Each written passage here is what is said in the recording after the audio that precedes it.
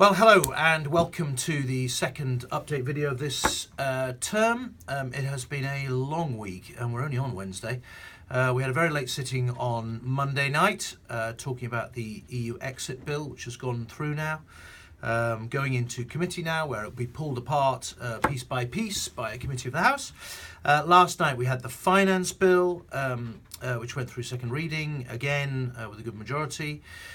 I spoke in that debate and I'll be posting my speech later this week, so you'll be able to see what I talked about. But fundamentally themes you've heard from me before about dynamic capital, small business, some things about tax evasion. Anyway, it'll be here later in the week. You can have a look. And today I've just given a speech on women in politics. I'm very keen to see more women in the House of Commons, and we men as well as women need to look at the barriers to women coming into the House and what we can do to make sure that we get to a much more representative chamber over the years to come.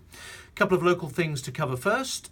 First of all, you will have seen an announcement further up the page about the tunnel at Stonehenge. Finally, the government has agreed the route to put in a dual carriageway effectively for the A303 from Amesbury onwards, where it's currently single carriageway, and fundamentally put the A303 that goes past Stonehenge into a tunnel, cut and cover tunnel, which will restore that World Heritage Site to the pristine situation that our ancestors found it many thousands and millions of years ago. It is a global asset, if you like, Stonehenge, and we have a duty, I know it's controversial, but we have a duty to try and restore it and preserve it for the future in a way that the people around the world can still come and marvel at it for generations to come. And at the same time, we do need to remove that roadblock at Amesbury, which will be good for the economy, particularly of Andover as a logistics hub, meaning that lorries and goods and so it can go backwards and forwards much more frequently and without that massive delay, and be an enormous bonus for us all.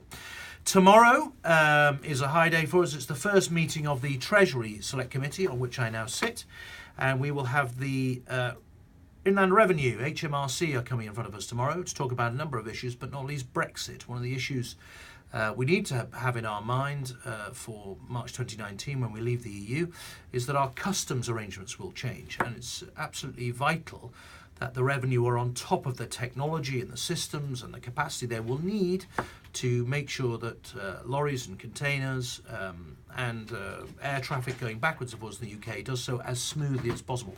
98% of that traffic at the moment is cleared electronically within 4 seconds, they tell us.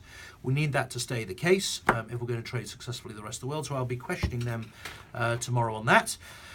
And that will conclude what has been a really heavy week in Parliament as we go into the autumn recess for party conference. I'll be posting regularly on Facebook. Please do like these posts if you enjoy the video, and do please share them. I'm as keen to hit as many constituents as I possibly can, and I need your help to do that. See you next time.